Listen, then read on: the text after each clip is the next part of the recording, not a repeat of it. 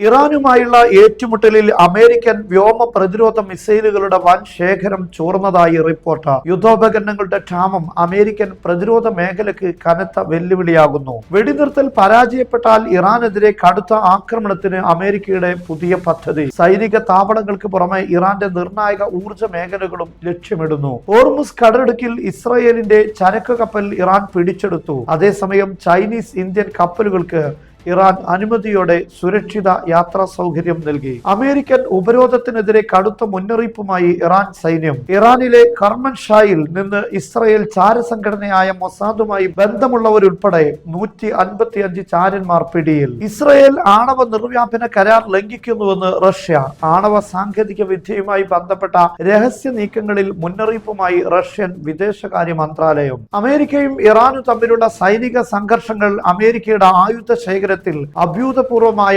ഇടിവുണ്ടാക്കിയെന്ന നിർണായക റിപ്പോർട്ടുകളാണ് ഇപ്പോൾ പുറത്തുവരുന്നത്. ന്യൂയോർക്ക് ടൈംസിന്റെ അന്വേഷണ റിപ്പോർട്ട് പ്രകാരം പോരാട്ടത്തിനിടെ അമേരിക്കൻ സായുധ സേന തങ്ങളുടെ പാട്രിയറ്റ് വ്യോമ മിസൈൽ പ്രതിരോധ സംവിധാനങ്ങളിൽ നിന്ന് 1200-ലധികം സർഫേസ് ടു എയർ മിസൈലുകളാണ് വിക്ഷേപിച്ചത്. ഇറാനിയൻ ഡ്രോണുകളുടെയും ബാലിസ്റ്റിക് മിസൈലുകളുടെയും വൻ ആക്രമണങ്ങളെ ചെറുക്കാൻ അമേരിക്കൻ നാവികസേനയ്ക്കും കരസേനക്കും ഈ മിസൈലുകൾ ഉപയോഗിക്കേണ്ടി വന്നു. ഇത് സംഘർഷത്തിന്റെ തീവ്രത വെളിപ്പെടുത്തുന്നു. ഈ മിസൈലുകളുടെ ഉപയോഗം അമേരിക്കൻ ഫാക്ടറികളുടെ ഉൽപാദന ശേഷിയേക്കാൾ വളരെ കൂടുതലാണ് എന്നാണ് പ്രതിരോധ വിശകലന വിദഗ്ധർ ചൂണ്ടിക്കാണിക്കുന്നത്. ഉദാഹരണത്തിന് 2025 ഒരു വർഷം മുഴുവൻ അമേരിക്കൻ പ്രതിരോധ വ്യവസായങ്ങൾ നിർമ്മിച്ചത് ഏകദേശം 600 മിസൈലുകൾ മാത്രമാണ്. അതായത് ടെഹ്റാനുമായുള്ള ചുരുങ്ങിയ മാസങ്ങളിലെ ഏറ്റുമുട്ടലിനിടെ അമേരിക്കൻ സൈന്യം ഉപയോഗിച്ച് തീർത്തത് തങ്ങളുടെ 2 വർഷത്തെ ദേശീയ ഉൽപാദനത്തിന് തുല്യമായ വെടിക്കോപ്പുകളാണ്. സ്റ്റോക്കുകൾ പഴയപടിയാക്കാൻ വർഷങ്ങൾ എടുത്തേക്കാം എന്നത് അമേരിക്കയുടെ ആഗോള പ്രതിരോധ സംവിധാനത്തിന് വലിയ ഭീഷണിയാണ് സൃഷ്ടിക്കുന്നത്. പെന്റഗൺ ഇപ്പോൾ ആയുധ ശേഖരം നിറക്കാൻ അടിയന്തര മാർഗങ്ങൾ തേടുകയാണ്. മറുവശത്ത് നിലവിലെ വെടിനിർത്തൽ പരാജയപ്പെടുകയോ ഇസ്ലാമാബാദിലെ നയതന്ത്ര ശ്രമങ്ങൾ വിഫലമാവുകയോ ചെയ്താൽ ഇറാനെതിരെ ശക്തമായ ആക്രമണം നടത്താൻ അമേരിക്കൻ സൈനിക കമാൻഡ് പുതിയ പദ്ധതികൾ തയ്യാറാക്കിയിട്ടുണ്ട്. തെക്കൻ പേർഷ്യൻ ഗൾഫ്, നിർണായകമായ ഹോർമുസ് കടലിടുക്ക്, ഒമാൻ ഉൾക്കടൽ എന്നിവ കേന്ദ്രീകരിച്ചാണ് അമേരിക്കയുടെ ആസൂത്രിത പ്രവർത്തനങ്ങൾ നടക്കുന്നത്. സമുദ്ര വ്യാപാര പാതകളെ തടസ്സപ്പെടുത്താൻ ഇറാൻ ഉപയോഗിക്കുന്ന അസമമായ യുദ്ധശേഷികളെ നിർവീര്യമാക്കാനാണ് അമേരിക്കൻ തന്ത്രജ്ഞർ ലക്ഷ്യമിടുന്നത്. ടാങ്കർ കപ്പലുകൾക്കും യുദ്ധക്കപ്പലുകൾക്കും ഭീഷണിയായ 100 കണക്കിന് ഫാസ്റ്റ് അറ്റാക്ക് ക്രാഫ്റ്റുകളും മൈനുകളും നശിപ്പിക്കുക എന്നത് ഇതിൽ ഉൾപ്പെടുന്നു.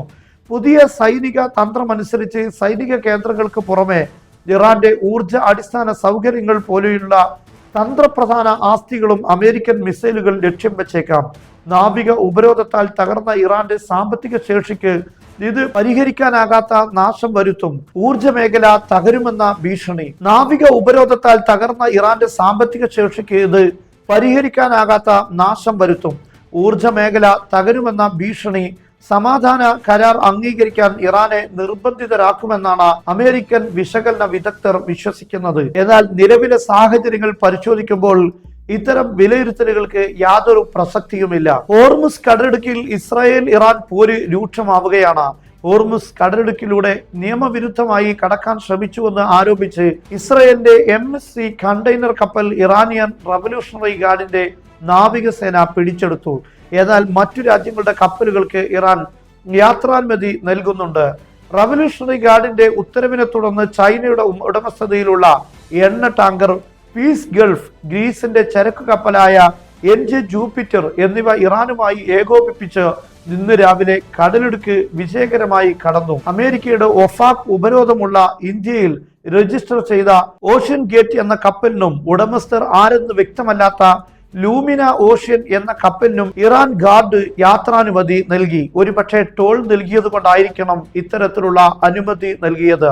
ലോകത്തിലെ ആകെ എണ്ണ വ്യാപാരത്തിന്റെ 20% കടന്നുപോകുന്ന ഹോർമുസ് കടലിടുക്കിലെ ഈ സംഘർഷം ആഗോള ഊർജ വില കുതിച്ചുയരാനും 2026 നേരിയ വെടിനിർത്തൽ കരാർ ഇല്ലാതാക്കാനും കാരണമായേക്കുമെന്ന് വിലയിരുത്തപ്പെടുന്നു. നയതന്ത്രം മാത്രമാണ് ഇതിനൊരു പരിഹാരമെന്നാണ് നിരീക്ഷകരുടെ പക്ഷം. ഗൾഫ് മേഖലയിൽ അമേരിക്ക നടത്തുന്ന നീക്കങ്ങൾക്കെതിരെ കടുത്ത ഭാഷയിൽ മുന്നറിയിപ്പുമായി ഇറാൻ സൈന്യത്തിന്റെ ഖാത്തം അൽ അംബിയ കേന്ദ്ര കമാൻഡ് രംഗത്തെത്തി. അമേരിക്കൻ സൈന്യം മേഖലയിൽ നടത്തുന്ന ഉപരോധവും കടൽ കൊള്ളകളും തുടർന്നാൽ സുസജ്ജമായ ഇറാനിയൻ സായുധ സേനയിൽ നിന്ന് അതിശക്തമായ തിരിച്ചടി നേരിടേണ്ടി വരുന്നുവെന്ന് അവർ മുന്നറിയിപ്പ് നൽകി. ശത്രുക്കളുടെ ഏത് ആക്രമണത്തെയും നേരിടാനും തന്ത്രപ്രധാനമായ ഹോർമുസ് കടലിടുക്കിന്റെ നിയന്ത്രണം തുടരാനും ഇറാൻ സൈന്യം പൂർണ്ണ സജ്ജമാണെന്നും കമാൻഡ് വ്യക്തമാക്കി. ഇതിനിടെ രാജ്യത്തിനകത്ത് ഇറാൻ സുരക്ഷാ സേന വലിയൊരു ചാര ശൃംഖലയെ തകർത്തു. കർമൻഷായിൽ നിന്ന് 155 ചാരന്മാരെ ഇറാൻ റവല്യൂഷണറി ഗാർഡ് അറസ്റ്റ് ചെയ്തു.